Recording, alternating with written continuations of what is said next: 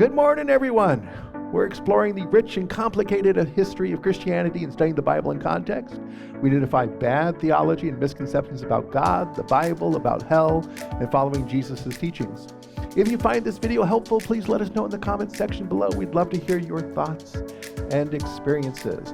All right, we're doing Genesis 45 through 46 this week, and then next week we're gonna really condense the last 4 chapters. There's a lot of just boring, uninteresting stuff in there. I'm going to pull out the highlights, and we're going to finish off Genesis next week. Yay! All right, so Genesis 45 through 46, a firm faith in an uncertain future. And here's today's questions. What can heal our families? Now, as we've seen in the Joseph saga, that is one messed up family. And when you look at the whole family line, you go back to Jacob and Esau, that's messed up. So there's just a fractured family going on here. We have these 12 brothers who are at each other's throats and doing all kinds of crazies. What can heal our families? Why Joseph insisted on the truth? We're going to see at the very end of this story that Joseph wants his brothers to tell the truth about something. What changed Judah's mind? Why Jacob finally said yes to coming to Egypt? Why did he do that? Okay, God's promises and our unknowns. So we'll look at all of that. And of course, the most important part, what does this story teach us? I was talking with Deborah and Lisa this morning. We get a lot of questions about, is the Bible true? Is the Bible true? And it's like, well, what do you mean true? Right? Because if we're saying, is this factual history truth? No. These are stories that were collected and edited and put together, over generations. But the truth that the Bible contains is in what they're trying to teach us. They have lessons of truth to teach us. Is it factual history? No, it's not that kind of truth. It's a different kind of truth. We're going to see that too with some numbers that come up here later. All right, Genesis 45, resolving the family issues. So far, here's where we're at. Famine has forced Jacob to send his sons to Egypt for food. So we remember that part? They all head off for food. Benjamin stays behind. Joseph toys with his brothers. Why not? He's the younger brother. He gets to mess with his older brothers. This is great.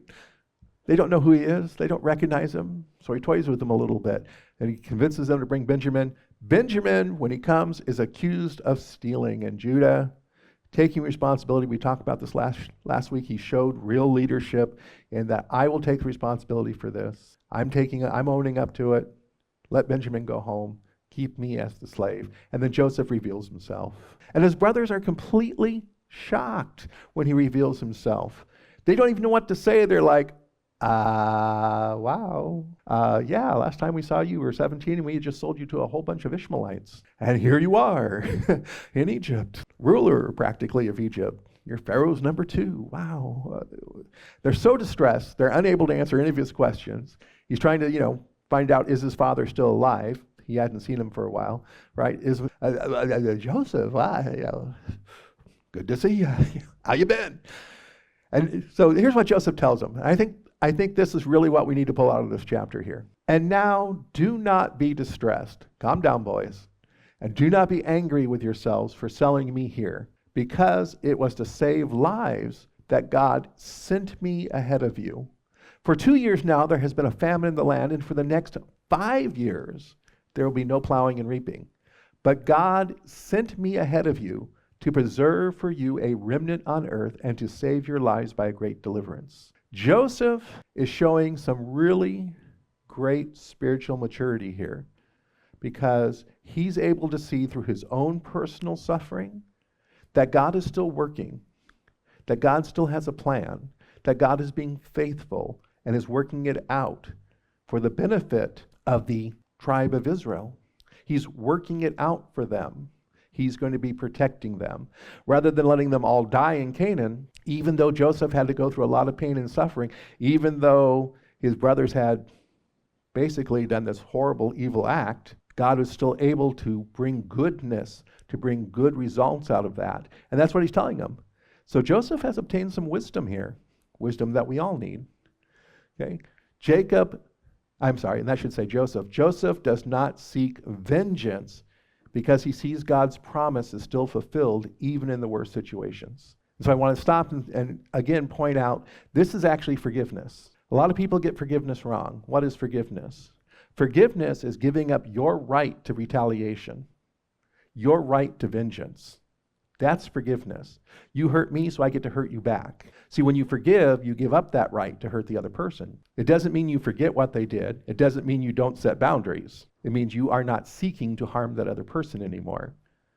Now, as always, I tell you, be careful of manipulators and abusers, because they will try to tell you that if you don't forget it completely and have no boundaries, and you have to be completely open to anything I do, that's manipulation. That's not forgiveness. So just be careful about that. But this is what forgiveness is. He forgives them. I'm not going to harm you. I'm not seeking vengeance. He's learned forgiveness. And again, I want to just point out Viktor Frankl in his book, Man's Search for Meaning. Joseph finds meaning in his suffering. This is great spiritual maturity. When you can look at your own suffering, when you can look and see, okay, here's this stuff that happened. I can find meaning. God used it, and he brought me to where I am today. One of the things that's really hard for us as we get to be adults, you always have a choice. All of us have interesting past.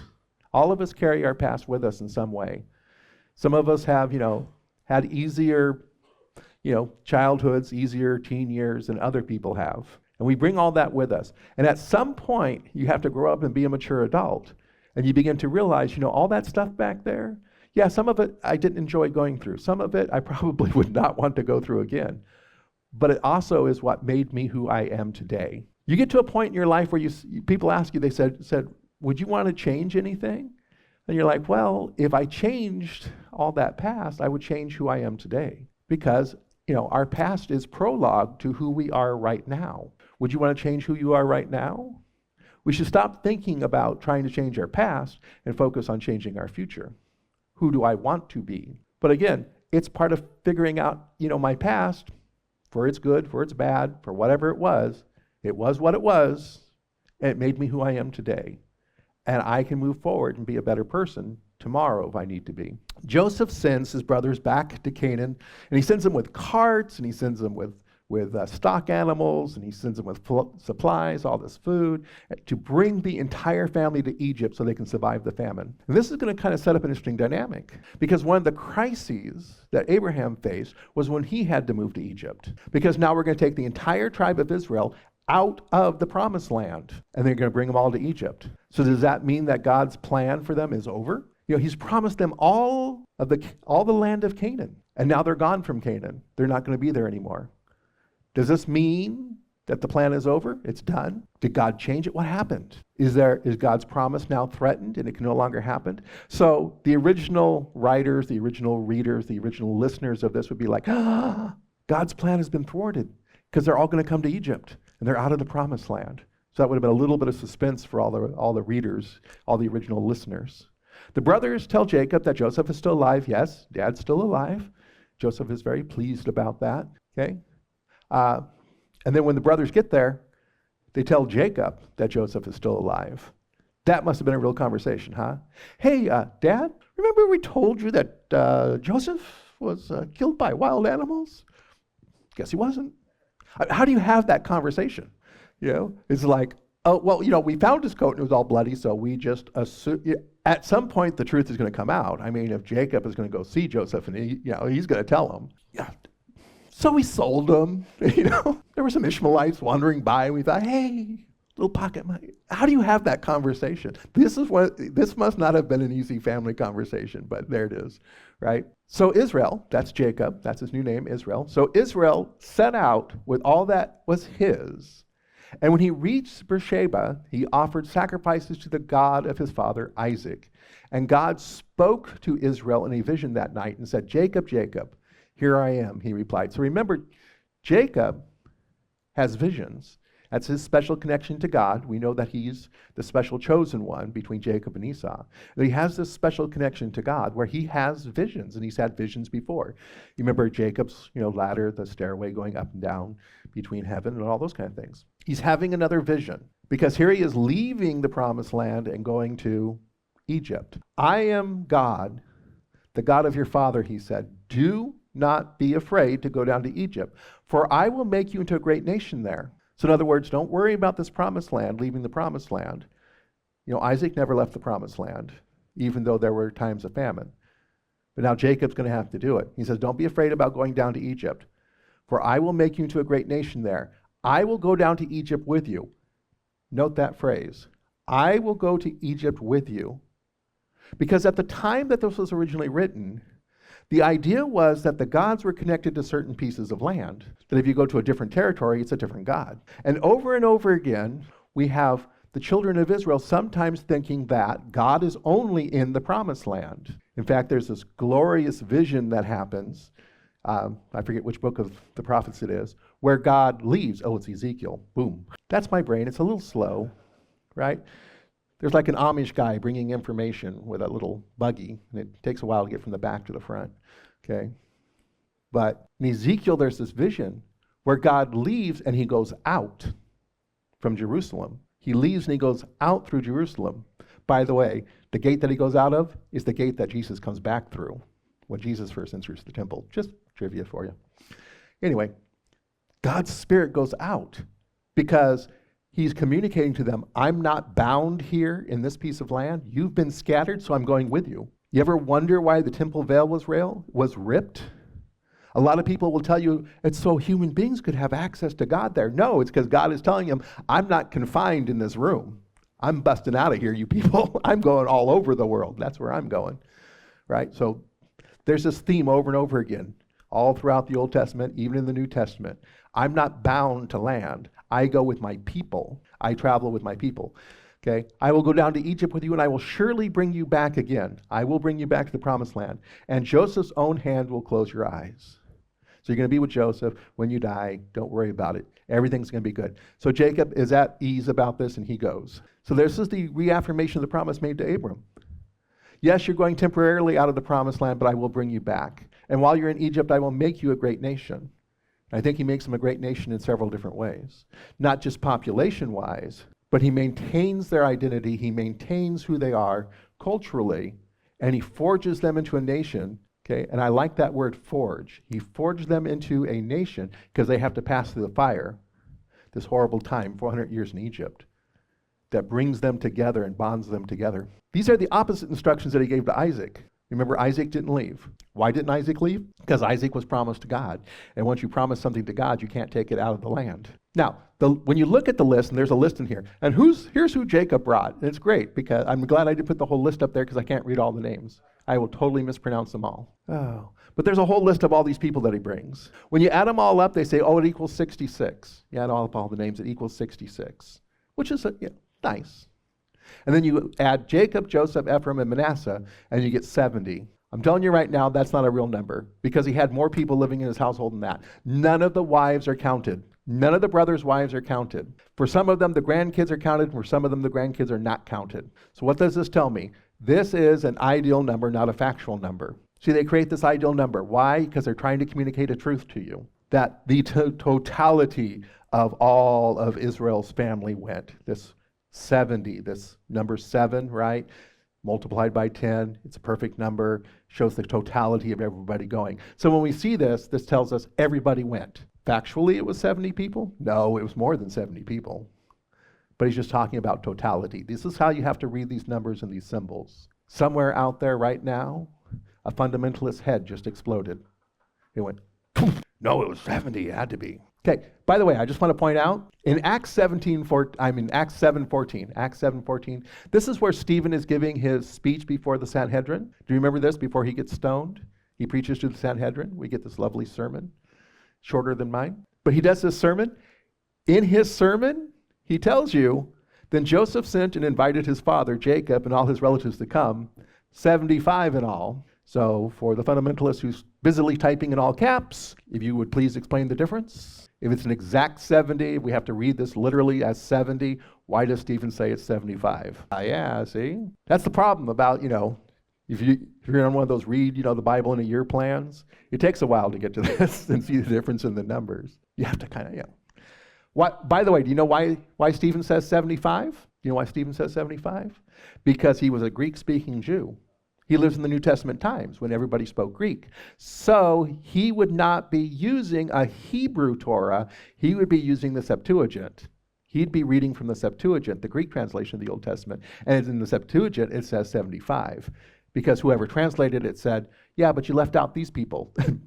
Added them back in. Did not realize that the 70 was a symbolic number. Just saying, there's translation issues, and translators sometimes fix things.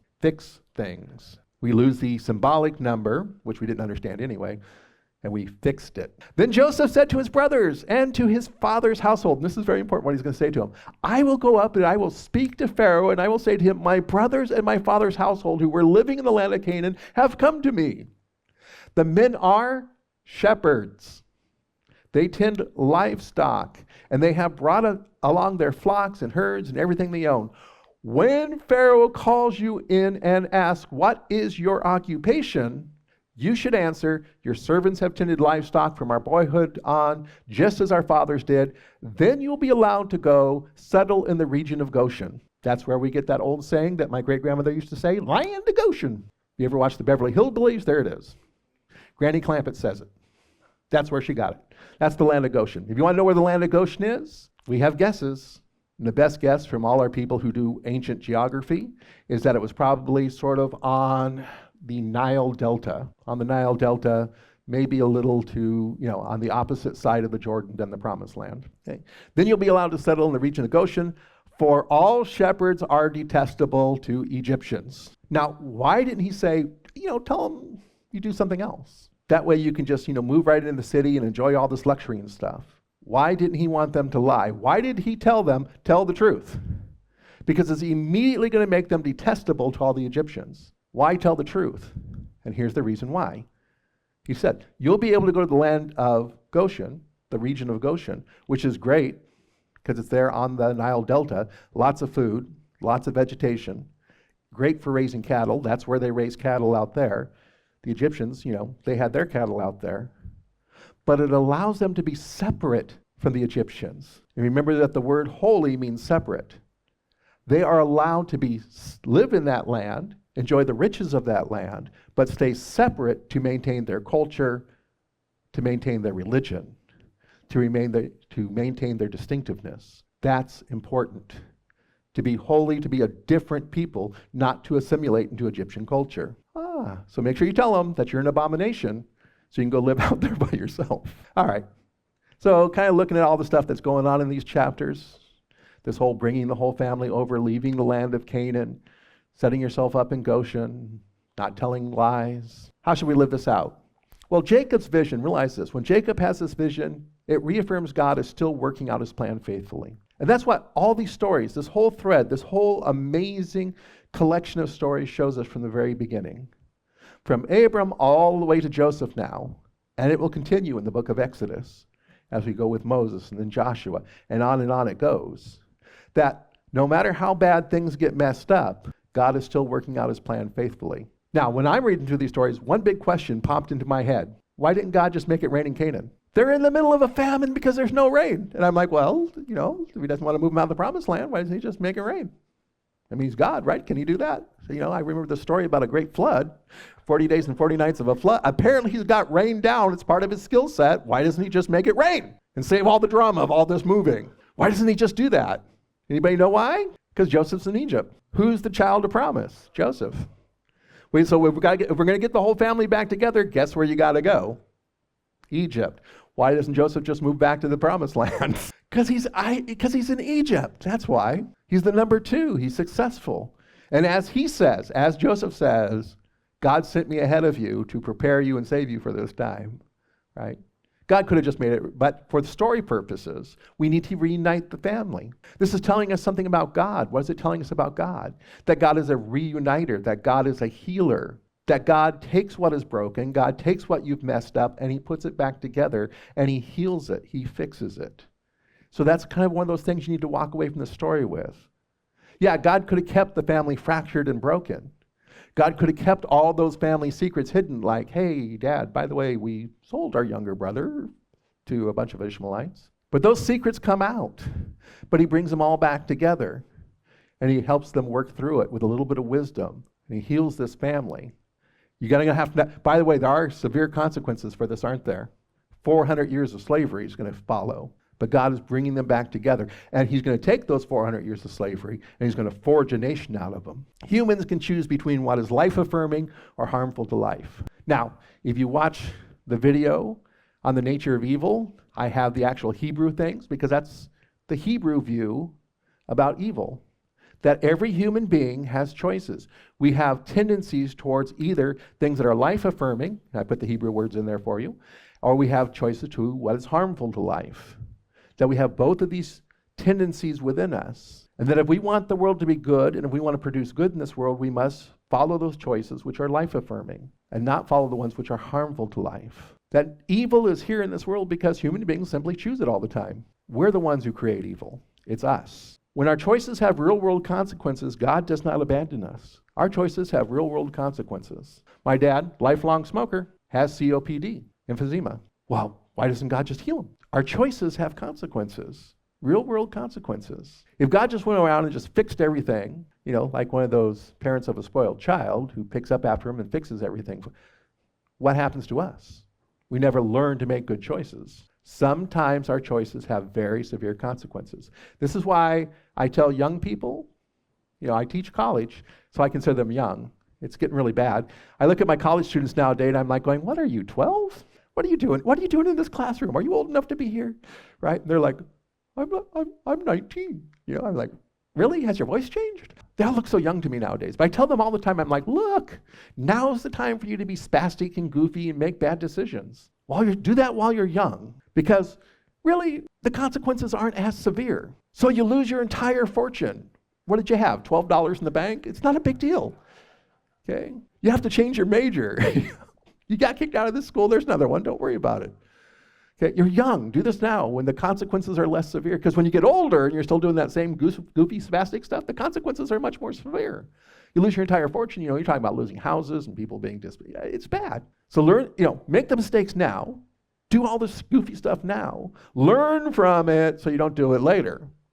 But if you have one of those people who's, been catered to all their life and they never learn consequences, it gets really bad later. So realize that. Our choices do have real world consequences. The choices that those brothers made gets them all landed in Egypt, where they will be enslaved for 400 years. But God does not abandon them.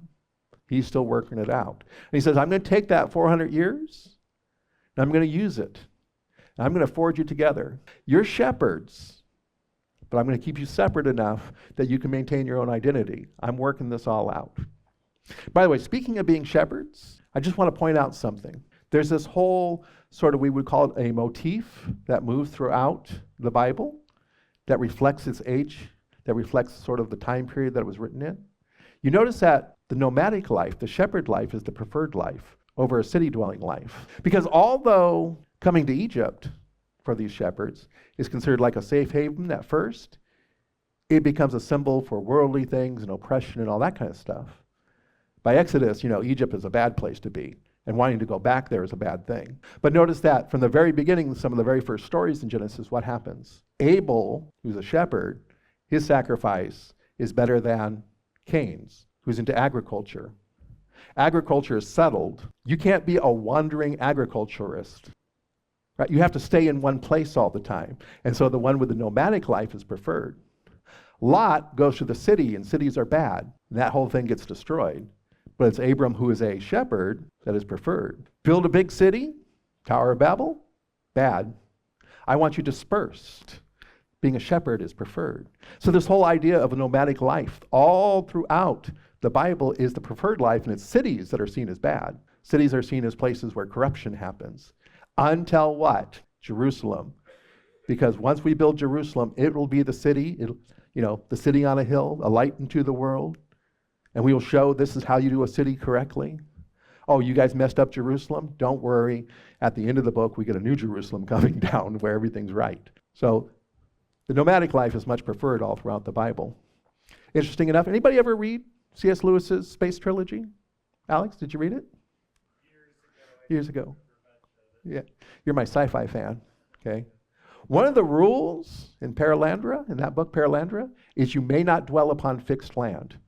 It's a whole world of floating islands with only one that's fixed in place, and that you had to travel from place to place, and it's to represent your spiritual journey. And so there's also this idea of being a nomad is better than being fixed in one place. So take that as for whatever you want. I just wanted to point it out, that motif. It's all throughout. I'm like, here we are again. Shepherds are preferred. Being a shepherd is preferred over being settled in an Egyptian city. God works through our consequences with us. You mess it up, God does not abandon you. He just works with you. All right, now we got to work through this one. Sometimes I think that's what God does with me all the time, right? I think he just kind of looks at me and goes, yeah, okay, all right, I got it. We'll work it through. We'll see you in a couple of years when we get this all worked out. No, right? But we works us through all of these. Some of us have been through a lot of stuff, but when we look back, we can see God guiding us through all of it. God never forces his will on us. God doesn't stop us from making bad decisions. The decisions are still ours. We can choose what's life-affirming or we can choose what harms life. He doesn't force his will on us. I said, no, you can't have that kind of job. He's like, I have a better job for you, but if that's really what you want to do, go. I'll see you when you quit because you can't stand that job. And then you quit that job and he's like, hey, by the way, did you check out this job I had for you 10 years ago? He works through those. He doesn't force his will upon us. But at the same time, and I want to point this out, this is why Christian nationalism will fail. Christian nationalism believes it can build the kingdom of God through the power of politics and use punishment, use the sword of politics to force everyone to do what they think is God's will. Now, how can you possibly be forced to do God's will if God never forces anyone? God does not use force. And so if you think through force you can make a Christian nation, you've already blown it because you're worshiping a different God. You're worshiping some other God. So you've missed the mark already. The very foundation of I should say white Christian nationalism is already doomed to fail. It won't work. By the way, somebody asked me when I talk about the Heritage Foundation and how it's affected white Christian nationalism. I'll probably slip that in there. They have an interesting history. See, God shows steadfast love. This is how God wins people. God shows steadfast love and faithfulness to work his will with those who choose to follow him. I kind of picture it this way. And again, this is that whole nomadic thing is better. God is the great shepherd. Jesus as the great shepherd. All right, sheep, here we go. And there he goes. Stop. All right, you guys stay here. I'm going to go chase him down. Why do we choose to do God's will? Why do we choose to follow him? Because he's proven his character to us, that he loves us and he cares for us and he's steadfast and that he's faithful. That's why we choose to follow him. Why are there so many ex-evangelicals? Because they're presenting a God who isn't loving, who isn't faithful. We choose to follow him, and he works his will through us by always being there for us. Yes, we may wander astray every once in a while, and he either stops and waits for us to come back, or he goes and he looks for us. He's like, I don't know how you managed to get there, but don't worry, I'm with you. I'm not stuck in one place, right? I go with you, and I will bring you back. This is how God works. This is the God that is worthy of worship. Not some God who stands there with a lightning bolt in his hand going, Smite, I told you not to do that. You're having Cheerios this morning, whether you like it or not.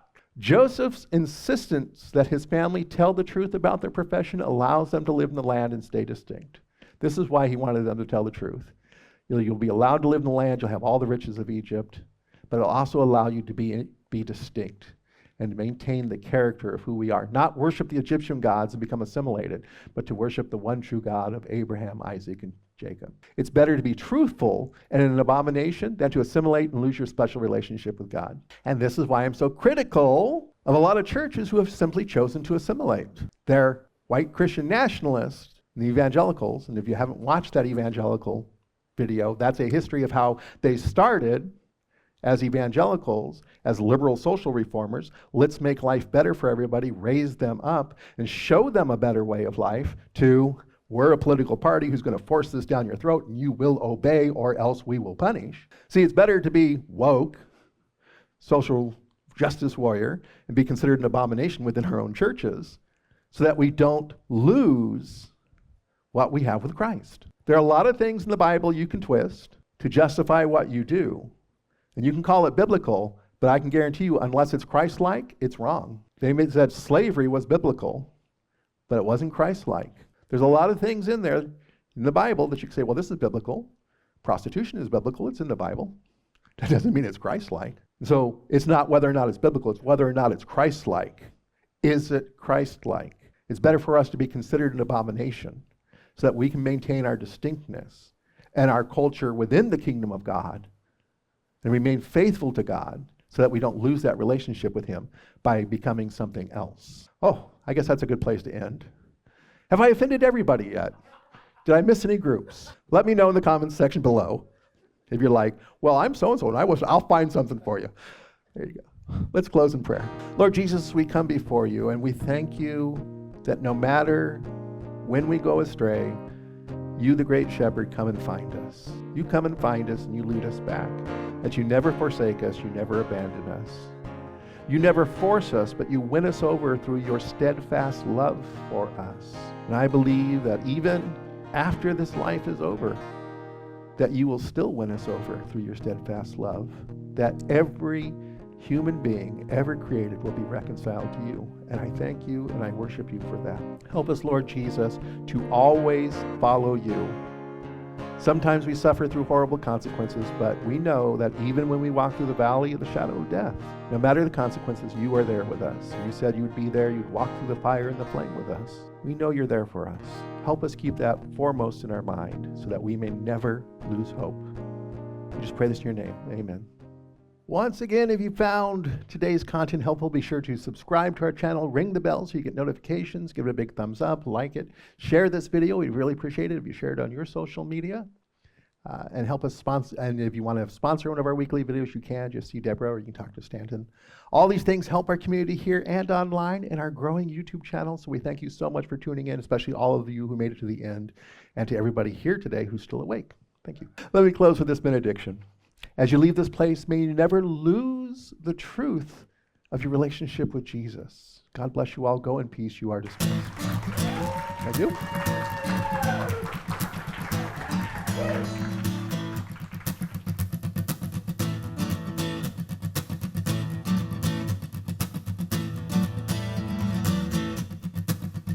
We are one in Christ, we are one in God, we are one in unity.